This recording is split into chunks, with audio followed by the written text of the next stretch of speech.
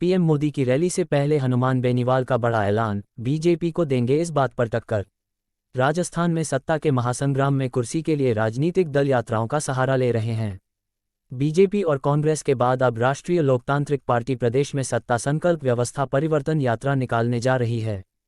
सालासर बालाजी मंदिर में विधिवत पूजा अर्चना के बाद 28 सितंबर को सालासर से इस यात्रा की शुरुआत होगी। आरएलपी सुप्रीमो और सांसद हनुमान बेनीवाल ने रविवार को अपने सरकारी आवास पर प्रेस कॉन्फ्रेंस बुलाए।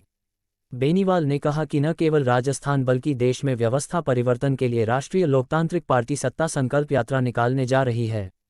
सालासर बालाजी में पूजा अर्चना के बाद 28 सितंबर से यात्रा का आगाज आएगा।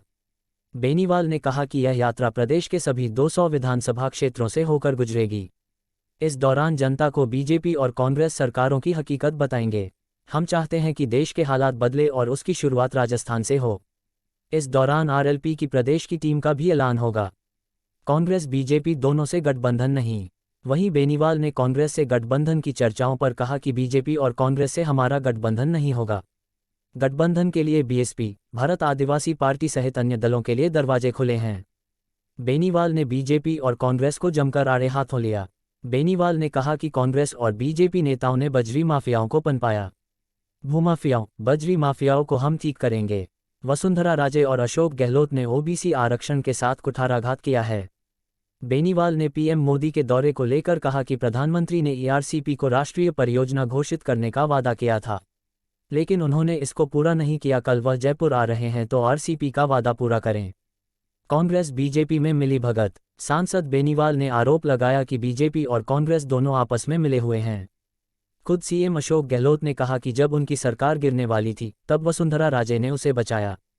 इससे साफ क्या हो सकता है कि दोनों के बीच मिलीभगत है। राजस्थान में अपराध का ग्राफ बढ़ा है, विशेष रूप से महिला अपराध।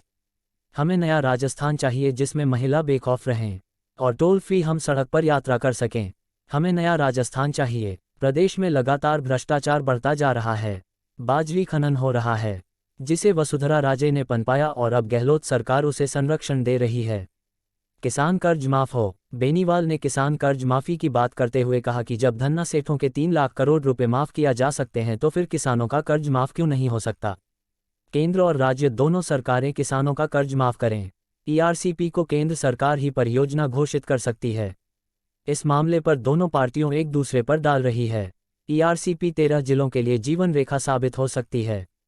हनुमान बेनीवाल ने कहा, प्रधानमंत्री कल आ रहे हैं। वादे तो उन्होंने काफ़ी किए थे, 15 लाख रुपए देने, लाखों नौकरियां देने और महंगाई बढ़ते पेट्रोल के दामों के ऊपर क्या बोलते हैं। ईआरसीएपी पर घोषणा करें। आचार संहिता लगते ही पता चलेगा रिपीट क्या है। बेनीवाल ने कहा कि गहलोत सरकार रिपीट करने का दावा कर रहे हैं, लेकिन जैसे ही आचार संहिता लगेगी उन्हें पता लग जाएगा। युवा वोटर ऐसी पार्टी को वोट देगा जिस पर कोई दाग नहीं है। इस मामले में हमारी पार्टी खरी साबित हो रही है। 80% रोजगार हमारे यहाँ की युवाओं को मिले। एक फोटो वायरल हो रही है जिसमें बीजेपी और कांग्रेस के बड़े नेता बैठे और हंस खेल खिलाते नजर आ रहे हैं। मानगढ़ को राष्ट्रीय स्मारक घोषित करो। SC ST आरक्षण की विसंगतियां दूर करें।